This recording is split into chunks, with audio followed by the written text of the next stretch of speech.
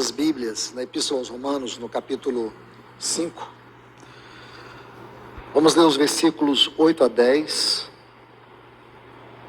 Depois nós vamos para Hebreus, no capítulo 2. Vamos ler os versículos 10 a 18.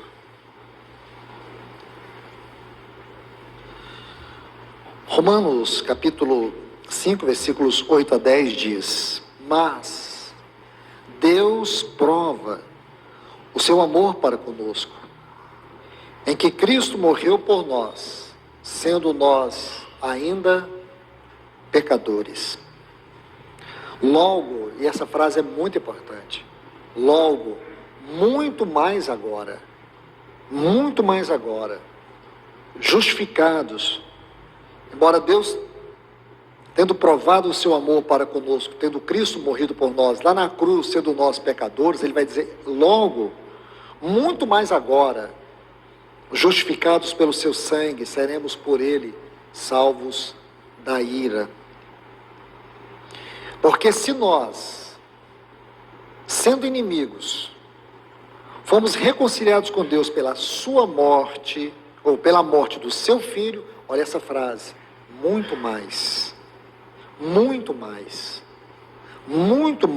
estando já reconciliados, seremos salvos pela sua vida.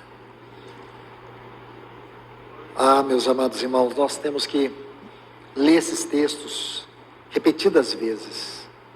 O teor de grandeza que nós encontramos no seu peso espiritual precisa assombrar o nosso coração.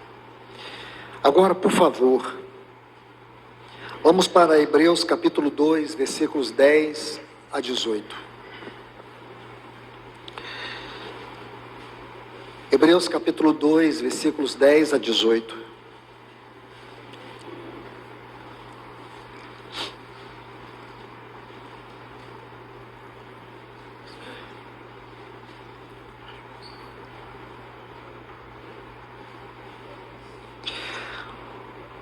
Porque convinha, preste atenção nesta palavra, convinha, é uma palavra que traz a ideia de apropriado.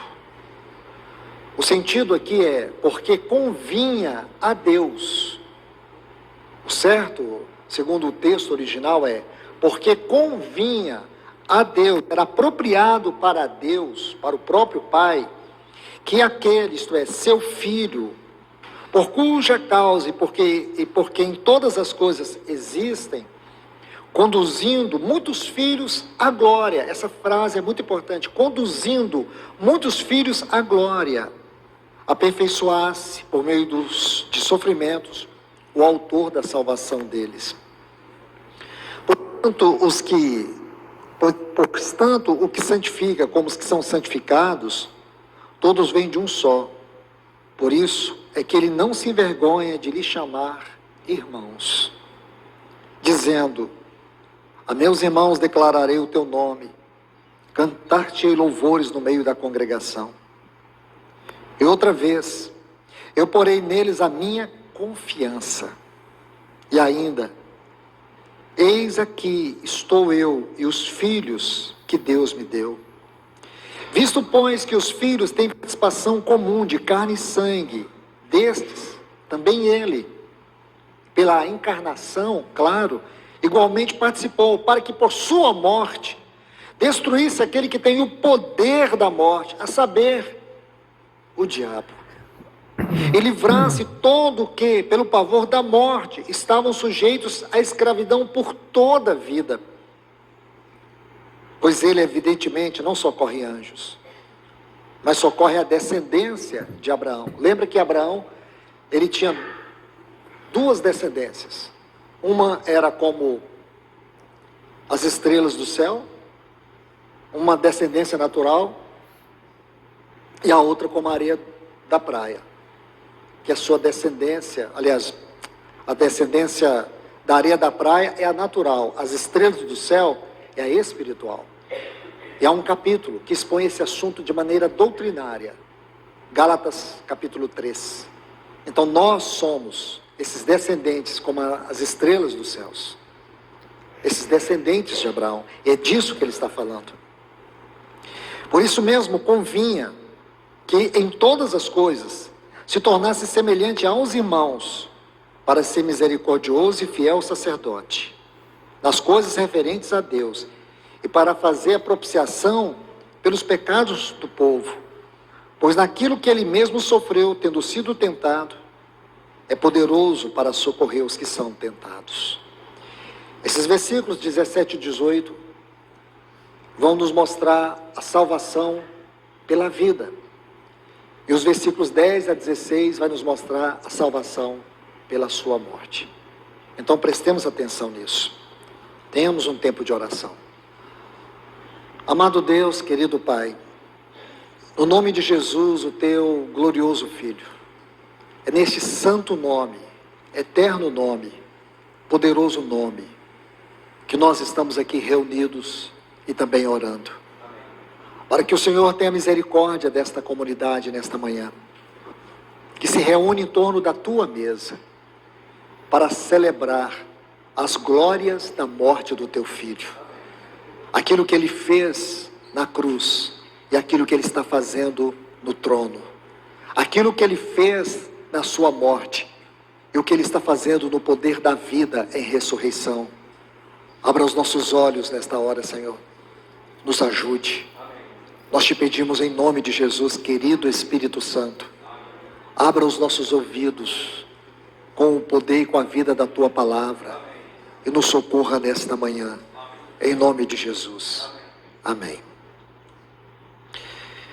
Pois bem, meus amados, vamos dar continuidade a este assunto que já temos estudado em algumas oportunidades, a salvação pela morte e a salvação pela vida. Quanto à salvação pela morte, nosso Senhor já realizou toda a sua obra. Ele disse: está consumado. Porém, a sua morte não foi uma morte qualquer. Na sua morte ele destruiu a morte, ele destruiu Satanás, ele destruiu todas as forças do inferno.